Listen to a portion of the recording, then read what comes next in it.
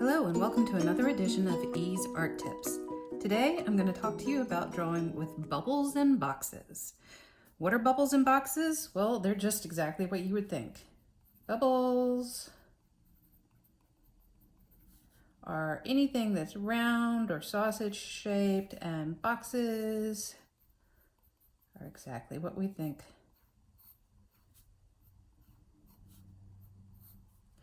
All right, so one of the best ways to figure out how to draw is to simplify forms. So if we're drawing, say, the human hand, the hand is actually boxes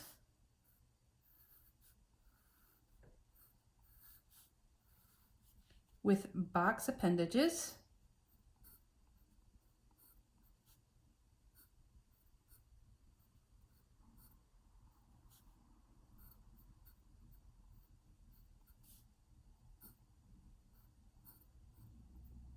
You'll notice that I'm drawing all of these in 3 dimensions, or at least a mild attempt at 3 dimensions.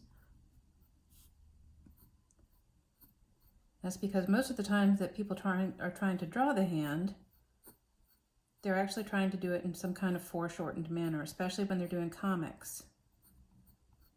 And the hand is one of the hardest things to draw, even though it's one of the things that we need to draw the most. And we have it attached right there at the end of our arm for easy reference, but for some reason it is just a doozy. All right, so there is the hand with the fingers, and then the thumb comes off. Let's give it a wedge, so not the full box, until you talk about the actual thumb itself.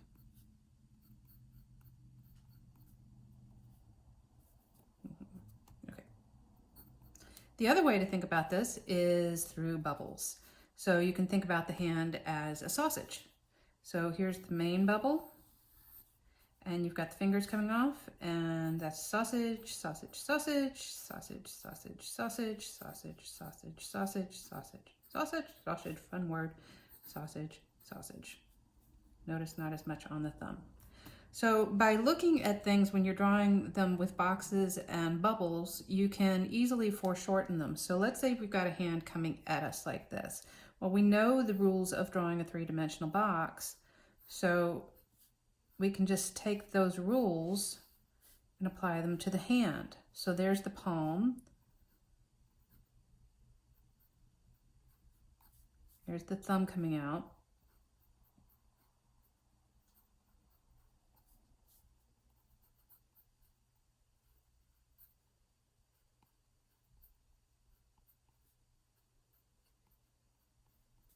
So you get the idea.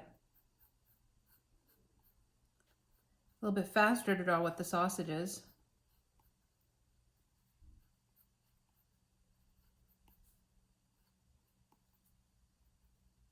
But if you're really getting tied up, if you really can't figure out what you're supposed to be doing with those fingers,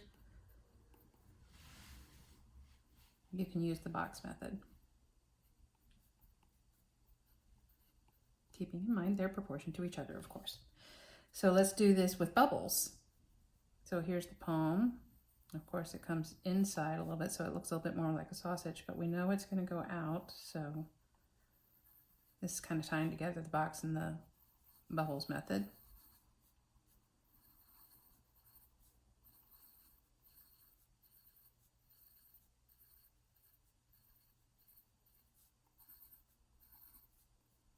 So there's a foreshortened hand using bubbles.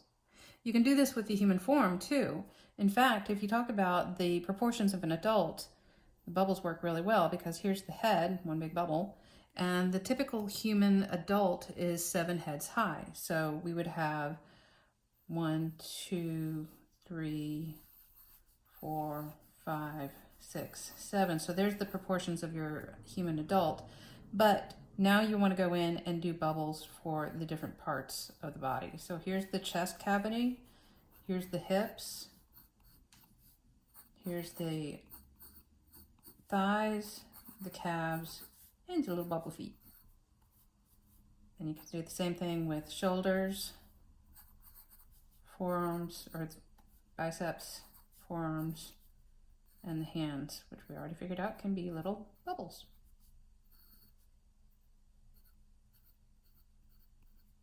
All right, so that gets the human form. Now, I didn't put one in the middle. You'll notice this is the torso, and this is where you've got the backbone of the human body, which is really more of like an S curve, because you want to make sure that there's lots of freedom of movement between these two bubbles. So you could come in with a bubble as a torso, which is where your six-pack and your abs would go, but leaving that blank might help you think more about how this how this body can form or can move. So let's try the same thing with boxes. So you've got the head, and you've got the rib cage, and again, I'm going to leave that space for the hips, and now the calves and the thighs are just big boxes. Box feet. Looks more like Frankenstein.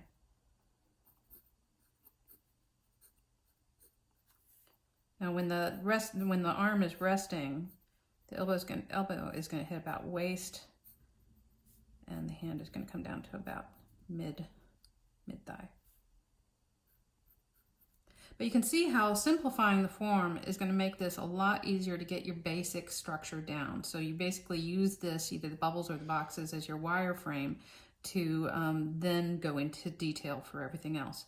So this is just a super quick tip, but it can really help you getting the perspective that you want, the proportions that you need, and getting those wireframes down really fast when it comes to drawing the human form and the parts of those human forms. So I hope this has been helpful. This is another Ease Art Tips, and please subscribe. I'm trying to get enough subscribers to be able to monetize my channel, and I have to have 1,000 subscribers. So hopefully you'll do that, and I'll see you next time on Ease Art Tips. Thanks a lot.